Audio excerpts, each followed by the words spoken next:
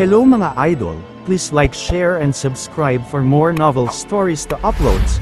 Diyos ng Digmaan, JC Entertainment. Bago tayo magpatuloy, shout out po sa inyong lahat mga idol, sa patuloy na pagsuporta sa ating YouTube channel. Maraming salamat po. Kabanata 2131. Naramdaman din ni Noel na masyadong walang tigil ang kapaligiran, at sina Jack at Wesley ay parehong nasa bingit ng away. Sinulyapan niya si Jack nang may bahagyang pag-aalala sa mga mata bago palihim na iniunat ang kanyang kamay sa isang kayumangging bahagi, na hindi nakikita ng iba, para hilahin ang damit ni Jack, lahat sa pagtatangkang ipaalala kay Jack na huwag masyadong menas sa pang-aasar ni Wesley. Umangat ang sulok ng labi ni Jack. Alam niya ang ibig sabihin ni Noel sa paghila sa kanyang damit pero hindi niya ito pinansin. Nanginginig sa galit si Wesley habang nakatitig kay Jack nang may sama ng loob. Kung ikukumpara sa galit na ekspresyon ni Wesley, kalmado pa rin si Jack. Kahit nakikipagtalo siya kay Wesley nang sabihin niya ang mga salitang iyon, nanatiling kalmado ang ekspresyon nito. Nagngingit-ngit si Wesley habang nagsasalita, "Hindi ka kailanman palalayain ng kapatid ko, papatayin ka niya. Ano pa nga ba ang magagawa mo bukod sa pagbabante?" Mahina akong tugon ni Jack. Ang mga salitang ito ay parang isang malaking batong ibinaon sa lalamunan ni Wesley, at naramdaman ni Wesley na ang kanyang pakikipag-ugnayan kay Jack ay magpapakulo lamang sa kanyang dugo. Ang kanyang matinong nerbiyos ay malapit ng maglaho. Ang kanyang mga mata ay namula na parang pulang mga butil ng salamin, at halos lumabas ang mga ito sa kanyang mga socket. Sa sandaling ito, biglang tumahimik ang kanilang paligid. Lahat ay napatingin sa unahan ng walang malay at nakita ang humigit kumulang 12 lalaki na nasa edad 50 o 60, na nakasuot ng maitim na asul na damit, na naglalakad patungo sa malaki at bilog na plataporma sa likuran nila. Ang ganitong eksena ay naging dahilan upang agad na mapigil ng lahat ang kanilang hininga. Agad na nakita ni Jack ang kanyang dating kakilala. Si Elder Godfrey ay nasa huling posisyon, ngunit naramdaman ni Jack na siya ang may pinakamalakas na aura. Gayunpaman, medyo malamig ang ekspresyon ng mukha niya at mukhang hindi siya ang makakakuha ng huling disipulo ngayon. Ang mga taong ito ay natural na mga formal na elder ng Dul Sovereign Pavilion. Bagamat magkakaiba ang kanilang anyo, magkakatulad ang kanilang mga aura. Taglay nila ang kilos bilang mga lalaki nang hindi nawawala ang kanilang maringal na ugali bilang mga matatanda. Matapos silang lahat na 11 ay umakyat sa tuktok ng huling plataporma, umupo sila mula silangan hanggang kanluran ayon sa pagkakasunod-sunod ng kanilang lakas. Sa sandaling ito, hindi nang ahas si Wesley na kumilos ng ganito kagalit kahit na nag-aalab pa rin ang kanyang galit. Dahil doon, lumingon siya at tinitigan ng masama si Jack. Hininaan ni Wesley ang kanyang boses at bamulong, "Maghintay ka lang at makikita mo."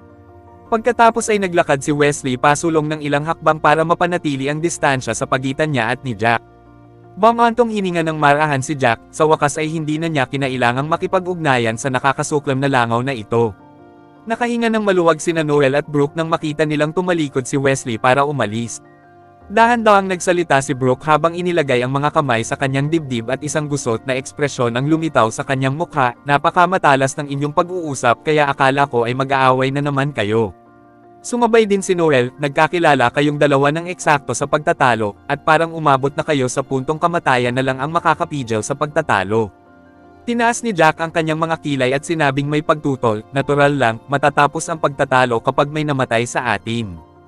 Ang mga taong tulad ni Wesley ay hindi titigil kapag may nakasakit sa kanya. Titigil lang siya sa paggawa ng kahit ano kapag nagawa ko siyang tapakan sa ilalim ng aking mga paa. Bumantong hininga si Brooke nang walang magawa. "Sa totoo lang, gusto kitang hikayatin ngayon dahil mas mabuting umatras ka muna.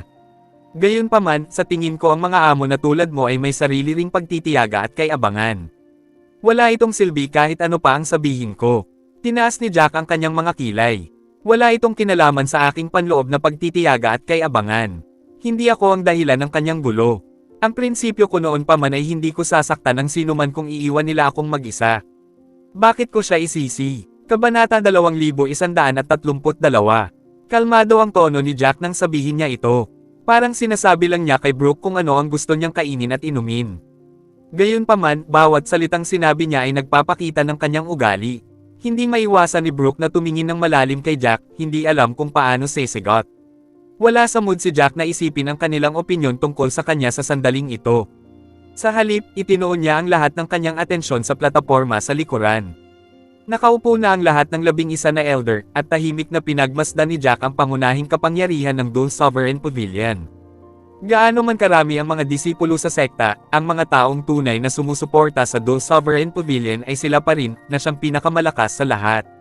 Ang taong nakaupo sa unang posisyon ay, syempre, ang unang elder. Tiningnan niya ang mga disipulo sa ibaba ng plataporma nang may mabait na tingin sa kanyang mga mata at may ngiti sa kanyang mukhang bata. Kung ikukumpara sa unang elder, ang pangalawang elder ay may mahigpit na ekspresyon sa kanyang mukha dahil may mapagkalkulang tingin sa kanyang mga mata. Tiningnan niya ang mga disipulo sa ilalim ng plataporma nang walang pakialam. Ang lahat ng iba pang mga elder ay may kanya-kanyang espesyalidad, ngunit tila lahat sila ay may mapang-uyam na ugali. Sa huli, itinuon ni Jack ang kanyang paningin sa ika-11 elder, si Elder Godfrey. Ganon pa rin ang hitsura niya, ngunit ang kanyang mga mata ay walang galit at paghihinala. Tanging kawalang bahala at katahimikan lamang ang natitira sa kanyang mga mata dahil tila wala siyang interes sa anumang bagay.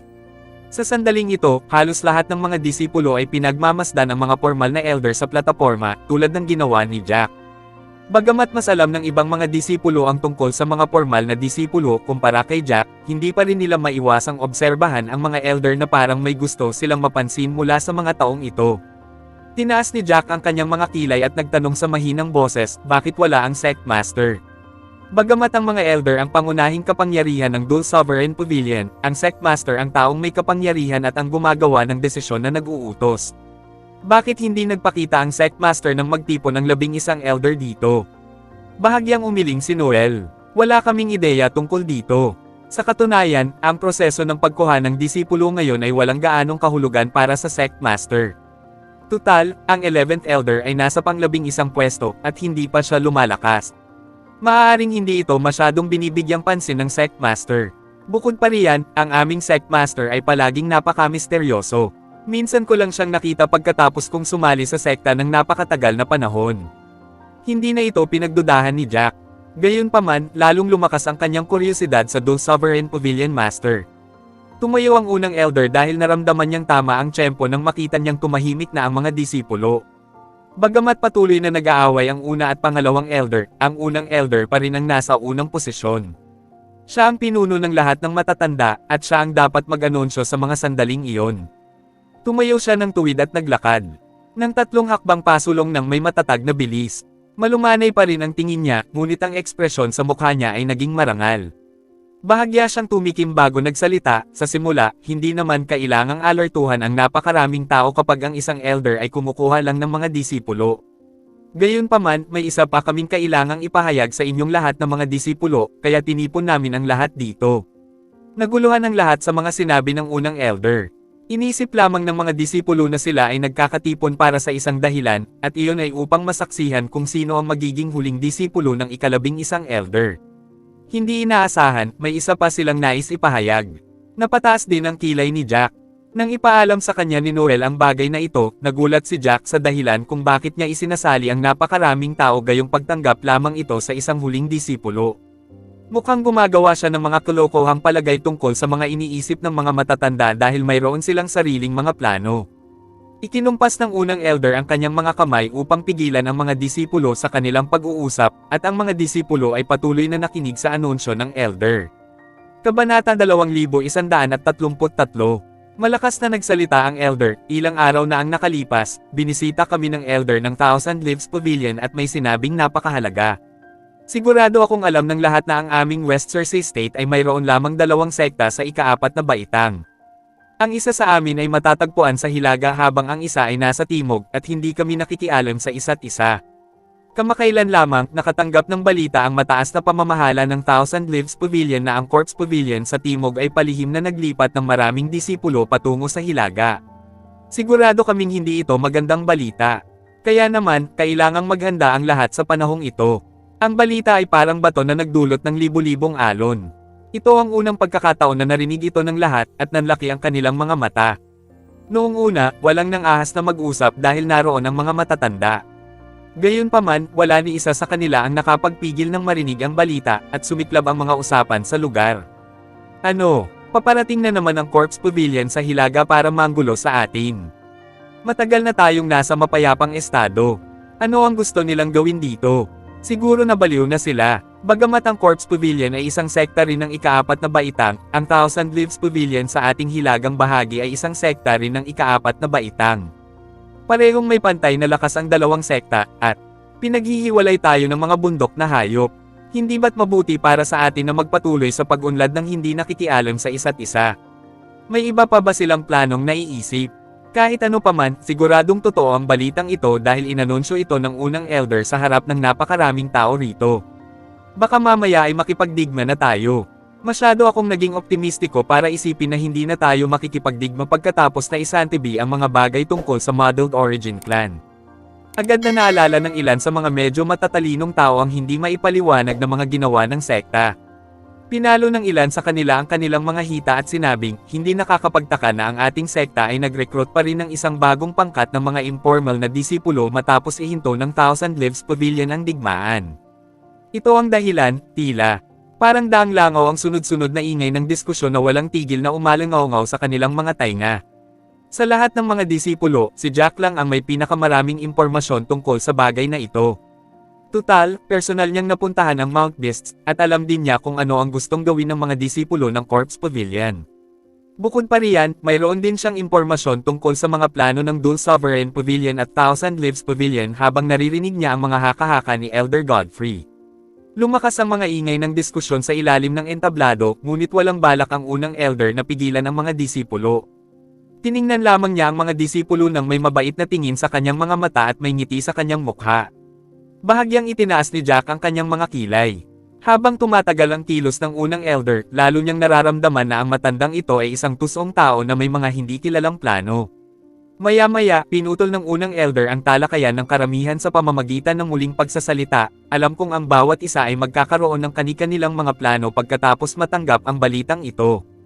Gayunpaman, ipapaalala ko sa lahat ngayon na hindi mahalaga kung ano ang inyong mga plano, dahil ang pinakamahalaga ay kung ano ang nais ng sekta na gawin ninyo.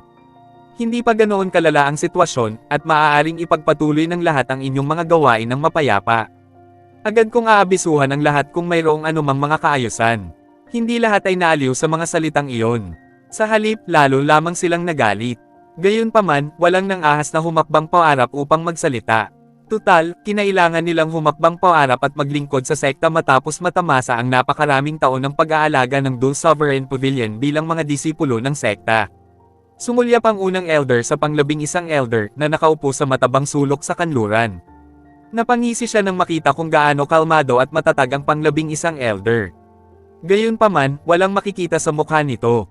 Sige, dito na magtatapos ang usapan tungkol dito dahil may isa pa tayong kailangang ipahayag mamayang gabi. Bago tayo magpatuloy, shoutout po sa inyong lahat mga idol, sa patuloy na pagsuporta sa ating YouTube channel.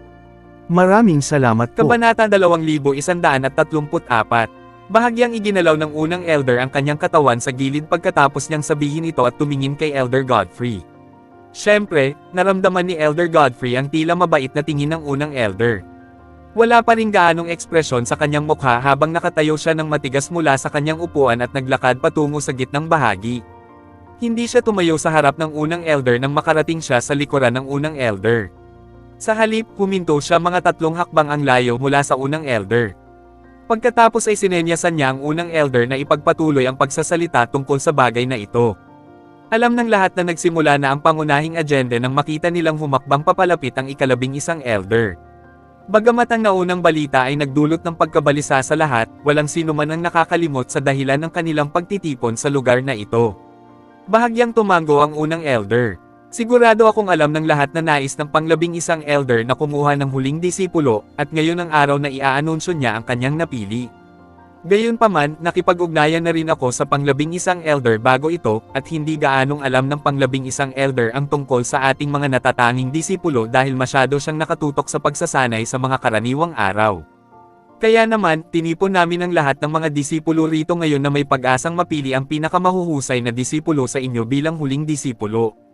Nagsalita ang unang elder kung paano nila pipiliin ang pinakamahuhusay na disipulo sa kanila, ngunit ang totoo, ang tinutukoy niya lang ay ang mga formal na disipulo. Ang mga informal na disipulo ay naroon para lamang mabuo ang bilang. Pagkatapos magsalita ng unang elder, tumingin siya sa kinaroroonan ng mga formal na disipulo, habang nakatutok ang tingin kina Oliver at Calvert. Magpapatuloy na sana siya sa pagsasalita nang biglang tumayo ang pangalawang elder, na tahimik na nakaupo sa pangalawang upuan, na ikinagulat ng lahat. Tumigas ang ekspresyon ng unang elder habang nakatingin sa pangalawang elder na may bahagyang malungkot na tingin sa kanyang mga mata. Gayunpaman, hindi siya nagsalita dahil sa kanyang ugali. Sa katunayan, inaasahan na ng unang elder na lalapit ang pangalawang elder sa sandaling ito. Ang pangalawang elder ay humakbang din ng 2 hakbang pasulong, at medyo walang ekspresyon. Gayunpaman, hindi siya tumayo ng 3 hakbang sa likuran ng unang elder tulad ng ginawa ng pang-11 elder. Sa halip, humakbang siya pasulong at tumayo sa tabi ng unang elder. Hindi niya tiningnan ang ekspresyon ng unang elder at sa halip ay ibinaling ang tingin sa mga disipulong naruroon. Akala ng lahat ay may sasabihin ang pangalawang elder habang nakatayo siya sa harapan sa sandaling ito. Gayunpaman, nanatiling tahimik ang pangalawang elder. Umakto siyang parang isang biglaang kilos lamang ang kanyang biglaang paggalaw. Palihim na inikot ng unang elder ang kanyang mga mata. Maaaring hindi maintindihan ng iba ang ibig sabihin ng pangalawang elder, ngunit naunawaan niya ang nais ng pangalawang elder. Biglang dama po ang kanyang mga mata kay Gresham at huminga ng malalim. Bagamat walang ideya ang pang-11 elder kung gaano karaming mahuhusay na disipulo ang mayroon, binibigyang pansin namin ang mga natatanging disipulo sa sekta habang nagsasanay kami. Sa ngayon, nagkataon na mayroon kaming 3 natatanging disipulo. Tumingin siya sa direksyon ng mga formal na disipulo bago nagpatuloy sa pagsasalita. Oliver Sayer, Calvert Atkins, at Gresham Potter, lumapit kayo sa harap. Pagkatapos noon, 3 tao mula sa mga formal na disipulo ang lumabas mula sa kani-kanilang mga pangkat.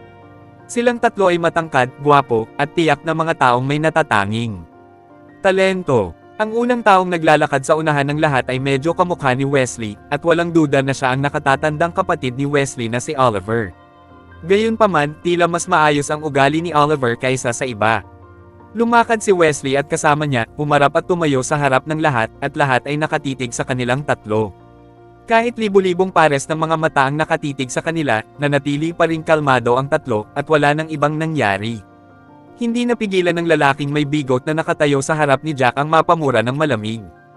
Tulad ng sinabi mo, itinakda na nila ang kanilang mga pagpipilian. Kung gayon, bakit nila ipinapalabas na parang lahat ng mga disipulo ng ating sekta ay binibigyan ng pagpipilian noong una nilang binanggit ang bagay na ito? Sigurado akong maraming tao ang naghihintay dito sa loob ng ilang araw, at wala ni isa sa kanila ang nakaisip na ang grupo ng mga tao ay itinakda na. Ito talaga, mahinahong sumagot ang lalaking may mahabang mukha na nakatayo sa tabi niya, kahit na itinakda na nila ang kanilang mga pagpipilian, kailangan pa rin nilang pagdaanan ang proseso. Kabanata 2135. Ang mga informal na disipulo na nakapalibot kay Jack ay may hindi natural na ekspresyon nang marinig nila ito. Siguro iniisip nila kung gaano ka-ipokrito ang mga formal na elder na ito. Hindi nagulat si Jack dito dahil kahit paano niya bigyang kahulugan ang 3 taong ito, sila ang pinakaangkop na pagpipilian. Tiningnan ng unang elder ang 3 nasa ilalim ng plataporma nang may napakabait na tingin sa kanyang mga mata na para bang mga apo niya ang mga ito. Malumanay na nagsalita ang unang elder, kayong 3 ay lubos na may talento at lubos na angkop na maging huling disipulo ng ika-11 elder, dahil wala ni isa sa inyo ang mga nakatatandang disipulo ng ibang mga nakatatanda. Gayunpaman, hindi mahalaga kung gaano kayo kaangkop dahil iisa lamang ang maaaring maging miyembro. Kaya naman kailangan ninyong 3 na ipakita ng lubusan ang inyong mga talento at lakas ngayon upang makuha ang atensyon ng ika-11 elder. Ang sinabi ng unang elder ay agad na nagdulot ng isa pang mainit na talakayan sa mga disipulong nagtipon sa ilalim ng plataporma. Mahinahong sabi ni Noel, gayunpaman, kailangan pa rin nilang dumaan sa isang laban sa huli, at ang resulta ay mapagpapasyahan gamit ang kanilang lakas. Gaya ng sinabi ng unang elder, silang 3 ay angkop sa lahat ng aspeto, ngunit iisa lamang ang posisyon. Kaya naman, kailangan pa rin nilang lumaban para sa posisyon, at ang pinakamagaling na disipulo ang magiging huling disipulo ng ika-11 elder. Tumaas ang kilay ng ika-11 elder matapos marinig ito, at tila may gusto siyang sabihin, ngunit hindi pinansin ng unang elder ang ika-11 elder. Sa sandaling ito, ang kanyang atensyon ay nakatuon sa 3 formal na disipulong nakatayo sa ilalim ng plataporma. Malumanay pa rin ang ekspresyon ng mukha niya habang sinasabi niya, ang plataporma sa harap ang siyang lugar kung saan ipapakita ninyong 3 ang inyong mga talento at lakas. Magpapalitan kayong 3 sa pagsali sa labanan, at ang mga may pinakamaraming panalo ang siyang pinakamahuhusay na disipulo. Ang mga disipulong nagtipon sa ibaba ay nagsimulang matuwa matapos magsalita ang unang elder. Isang mahalagang bagay para sa mga disipulo ang masaksihan ng isang malaking labanan. Matututo sila ng mga pamamaraan sa labanan bukod pa sa pagpapalawak ng kanilang karanasan sa pamamagitan lamang ng pagsaksi sa isang labanan sa pagitan ng mga disipulong may magagaling na talento. Gayunpaman, si Gresham, na kanina'y napakatahimik, ay biglang lumuhod. Unang elder, sa tingin ko ay hindi patas kung tayong tatlo lang ang lalaban sa iisang labanan. Malinaw at malakas ang sinabi ni Gresham, kaya narinig siya ng lahat. Natigilan sila sa kanyang mga salita, at nakatitig sila kay Gresham nang nanlalaki ang mga mata. Lihim nilang hinangaan si Gresham sa kanyang katapangan na ang sinabi niya ay katumbas ng agad na pagpapabulaan sa mukha ng unang elder. Sinasabi niya na hindi patas ang unang elder sa pag-aayos ng mga labanang ito. Siyempre, dumilim ang ekspresyon ng unang elder at matalim niyang tiningnan si Gresham. Hindi patas. Paano ito naging hindi patas? Palaging nakaluhod sa sahig si Gresham habang nakayuko ang ulo. Gayunpaman, walang gaanong respeto sa tono habang nagsasalita siya, bagamat isa ring formal na disipulo si Oliver, mas malakas siya kaysa sa aming dalawa. Higit pa riyan, nasa huling yugto na siya ng innate level habang kami ni Calvert ay nasa intermediate stage pa lamang ng innate level. Hindi patas na kailangan namin siyang labanan mula sa mas mababang realm. Nagdilim ang ekspresyon ng unang elder sa sinabi ni Gresham. Sasawayin na sana niya si Gresham nang biglang nagsalita ang pangalawang elder na nakatayo sa isang tabi ng walang imak, tama si Gresham. Hindi patas para sa kanila na mag-away ng ganito. Agad na nagkaroon ng gantihan sa lugar ng pagtitipon. Bagamat ilang taon nang sumali si Brooke sa Dual Sovereign Pavilion, isa na siyang runner disciple at hindi pa siya nakakakita ng ganito kalaking eksena. Sa sandaling ito, gayunpaman, namangha siya sa nakita niya habang ang unang elder at pangalawang elder ay tila nag-aaway sa harap ng lahat ng mga disipulo. Tumingin siya kay Gresham at hindi niya maiwasang maghinagpis, napakatapang ni Gresham. Paano niya nasabi ang ganito? Hindi ba siya natatakot na baka guluhin siya ng unang elder mamaya? Ngumiti si Noel nang marinig ang sinabi ni Brooke. Ganito rin sana ang sasabihin ko kung ako si Gresham. Kabanata 2136. Agad na nakakuha ng atensyon ng mga nakapaligid sa kanya ang sinabi ni Noel. Tiningnan ni Jack si Noel nang may pagtataka sa mukha. Namula ang mukha ni Noel nang maramdaman niya ang mga titig ng iba. Umubo siya ng mahina at sinubukang pakalmayan ang sarili. Bakit kayo nakatingin sa akin? Hindi niyo ba alam ang relasyon nila? Bahagyang nalito ang lumitaw sa mga mata ng maraming tao nang sabihin niya ito. Malinaw na wala silang ideya tungkol sa relasyon sa pagitan ng mga taong ito, at narinig lamang nila ang tungkol sa ranggo ng mga formal na disipulong ito mula sa lalaking may mahabang mukha. Ang sinabi ni Noel ay malinaw na nagpapahiwatig na ang mga paunang natukoy na disipulo ay may masalimuot na relasyon sa mga matatanda. Sumulyap si Jack kay Noel. Bakit hindi ka nalang tumigil sa pagbibigay ng mga pahiwatig at dumiretso ka na lang sa punto? Gusto ko talagang malaman kung saan kumukuha ng lakas ng loob si Gresham para labanin ang unang elder. May mga hula na si Jack sa puso niya nang sabihin niya ito at hinihintay na lang niya na personal na kumpirmahin ni Noel ang kanyang palagay. Tumango si Noel at seryosong sinabi, sa katunayan, 2 tao lang ang kalabanan ni Gresham ng mag-isa.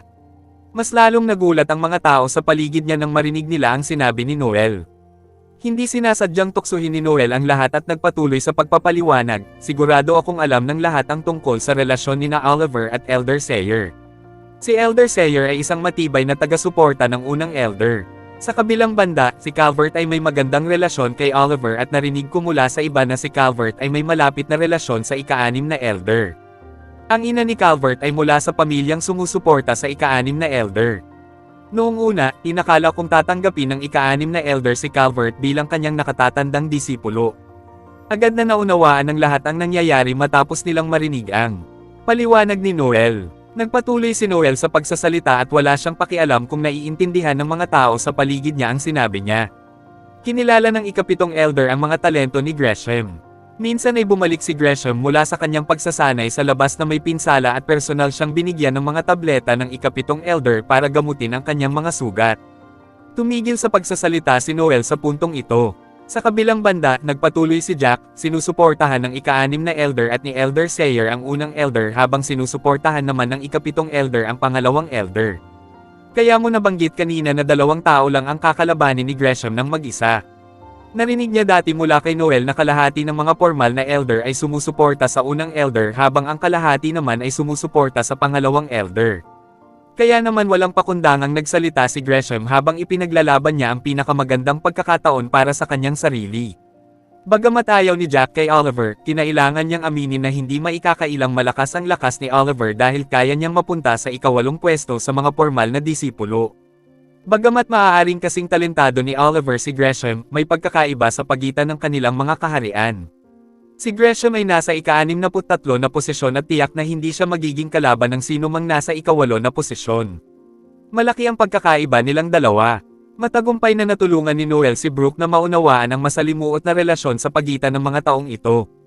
Bangulong siya habang nanlalaki ang kanyang mga mata, sa kasong ito, hindi mahalaga kung si Oliver o si Calvert ang magiging huling disipulo ng ika-11 elder dahil ipapakita nila na nanalo ang unang elder.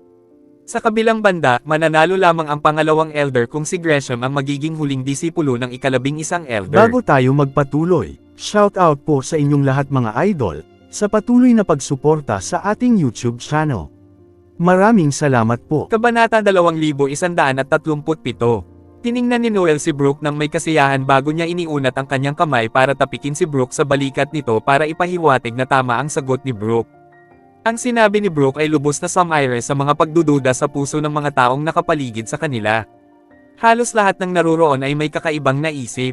Ang labanang ito para sa posisyon ng huling disipulo ay tila isang bagay lamang ng pagkuha ng ika-11 elder sa kanyang nag-iisa at huling disipulo. Gayunpaman, ito ay talagang kinasasangkutan ng labanan sa pagitan ng dalawang elder, at ang posisyon ng sect master ang nakataya. Kaya naman lahat ng elder ay nakilos at lahat ng mga disipulo ay labis na nasasabik. Sa sandaling ito, sa wakas ay naintindihan na ni Jack ang ibig sabihin ni Noel sa pagsasabing sasabihin din niya ang parehong bagay kung siya si Gresham. Ginawa ito ni Gresham sa pag-asang mapaalis si Oliver. Tutal, ang posibilidad na siya ang maging huling disipulo ay magiging 30% na mas mababa dahil nandito si Oliver. Bukod pa riyan, si Oliver ay bahagyang mas malakas kaysa sa kanya at wala siyang gaanong magandang relasyon kay Oliver.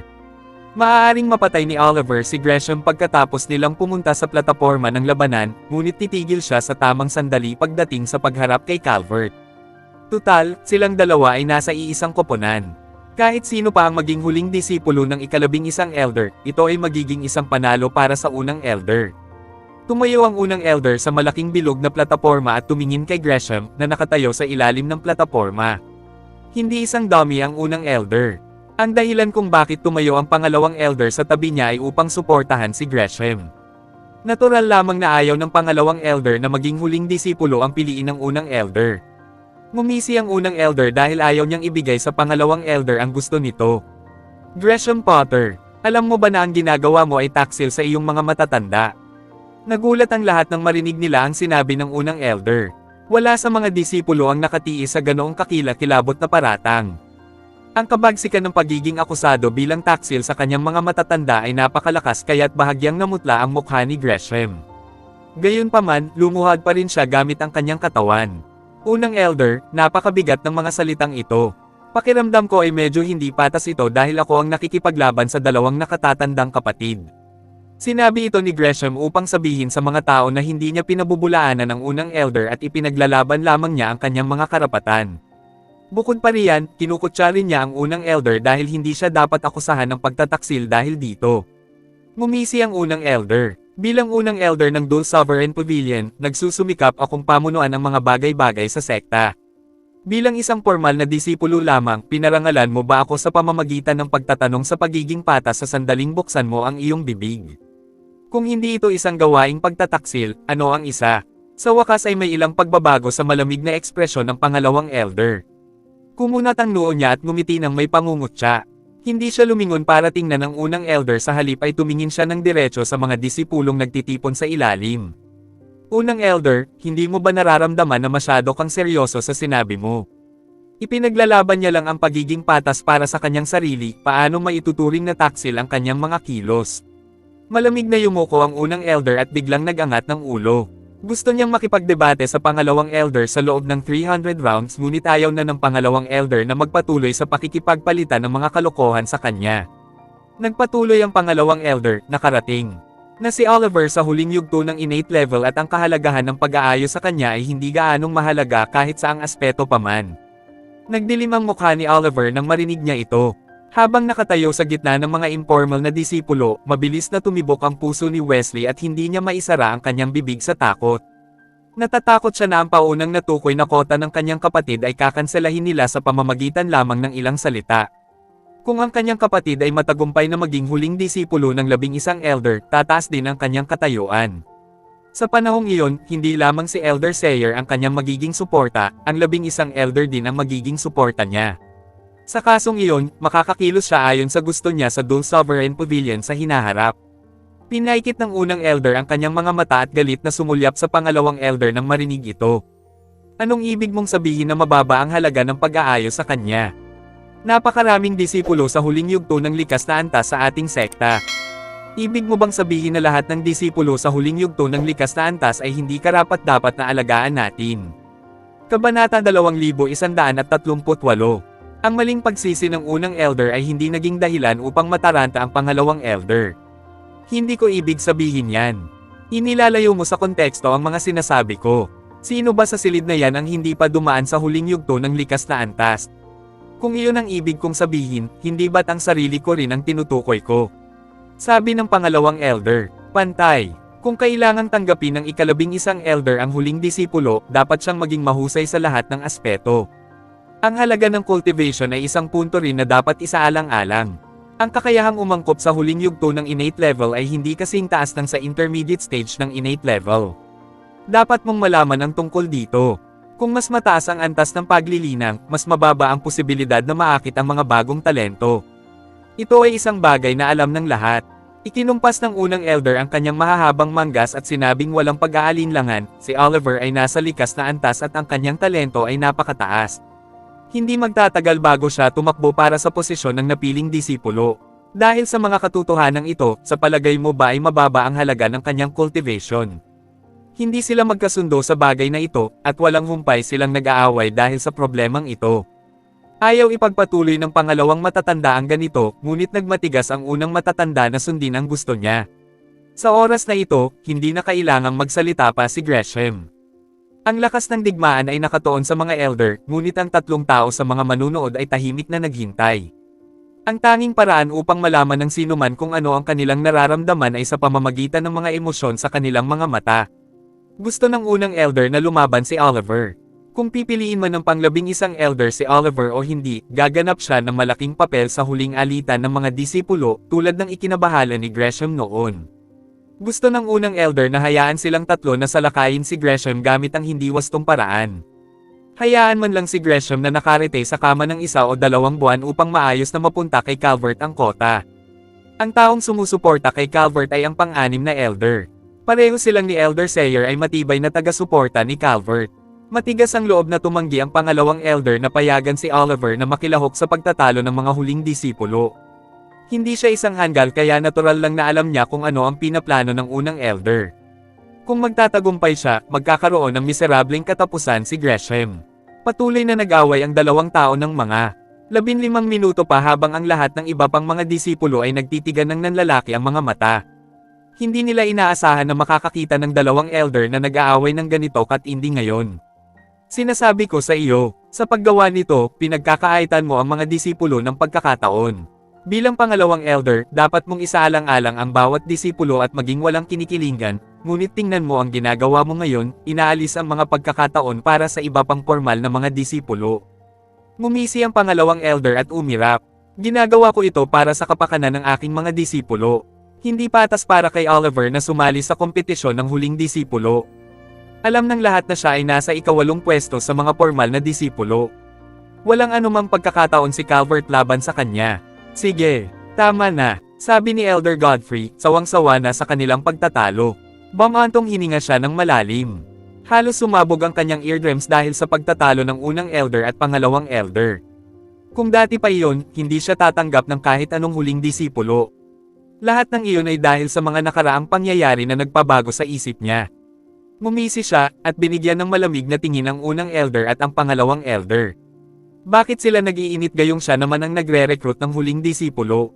Siyempre alam niya ang sagot sa tanong na ito. Humarap siya sa mga disipulong nasa madla.